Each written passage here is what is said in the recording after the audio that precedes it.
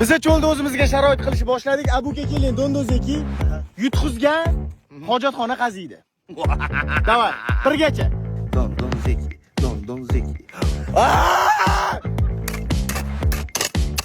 Bir kun kelib bolalarga mana shunaqa narsa yasab beraman deb o'ylamadim-da.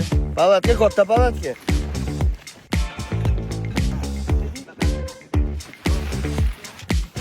Bular qiynalmayapti deb o'ylashinglar mumkin, shuncha voqeani ko'rib. Abuka qo'lingizni bitta ko'rsating, aka. Mana 3 soatlik holat. Qo'llarini qaranglar, qorayib ketganlar. Ichira Abuka. Glavniy xonani men yasayman, deyapti. Hojatxona. Xolos o'zim tikkanman. Taxminan necha soat bo'ldi? 2 soat.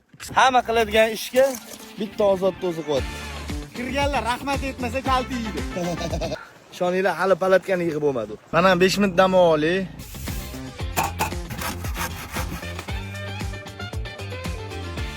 Muzni ko'rsan.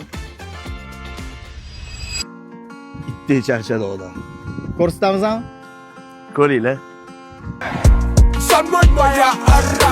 Bu bizani endi bir hafta yashaydigan uyimiz bu, mahallamiz bizani.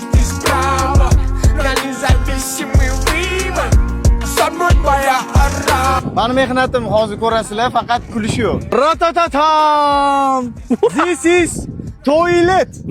Voy, o'g'limgami bu? Takoy multfilm. Ochumi? U yoqqa qarab, toza havoga qarab o'tiriladi. Mana bu yerda kim o'tirganimni ko'rib tura olasiz. Ey, nima bu? Tijoratxona-yu bu. Aka, o'zingiz aytdingiz, mashti bor narsalardan yasadiganinglarga mashinani topdim, aka. Shu darajada charchadikki, ovqat qilishga kuchimiz yo'q. Non yeb o'tiraman. Endi bu yoq peshanadan, kechqurun bu yoq qo'rqinchli bo'ladi deyishyapti. Va sen chevoridan qo'rqmaysan?